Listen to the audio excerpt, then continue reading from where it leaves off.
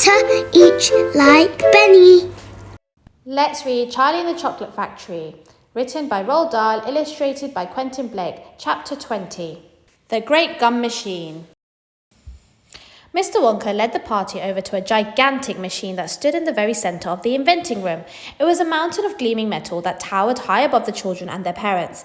Out of the very top of it there sprouted hundreds and hundreds of thin glass tubes, and the glass tubes all curled downwards and came together in a bunch and hung suspended over an enormous round tub as big as a bath. "Here we go," cried Mr. Wonka, and he pressed 3 different buttons on the side of the machine. A second later, a mighty rumbling sound came from inside it, and the whole machine began to shake most frighteningly, and steam began hissing out of it all over. And suddenly the watchers noticed that the runny stuff was pouring down the insides of all the hundreds of little glass tubes and squirting out onto the great tub below.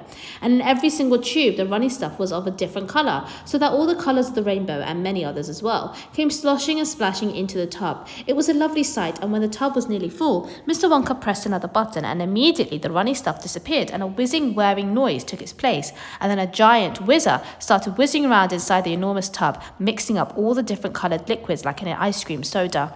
Gradually the mixture began to froth. It became frothier and frothier, and it turned from blue to white to green to blue to brown to yellow, and then back to blue again.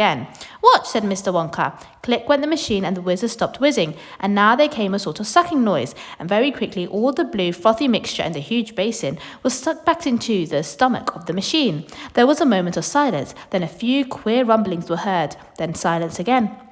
Then suddenly the machine let out a monstrous, mighty groan, and at the same moment a tiny drawer, no bigger than the drawer in a slot machine, popped out of the side of the machine, and in the drawer there lay something so small and thin and grey that everyone thought it must be a mistake. The thing looked like a little strip of grey cardboard. The children and their parents stared at the little grey strip lying in the drawer. "You mean that's all?" said Mike TV, disgusted. "That's all," answered Mr. Wonka, gazing proudly at the result. "Don't you know what it is?" There was a pause. Then suddenly, Violet Beauregard, the silly gum-chewing girl, let out a yell of excitement. "By gum, it's gum!" she shrieked. "It's a stick of chewing gum!" "Right you are," cried Mr. Wonka, slapping Violet hard on the back. "It's a stick of gum. It's a stick of the most amazing and fabulous and sensational gum in the world."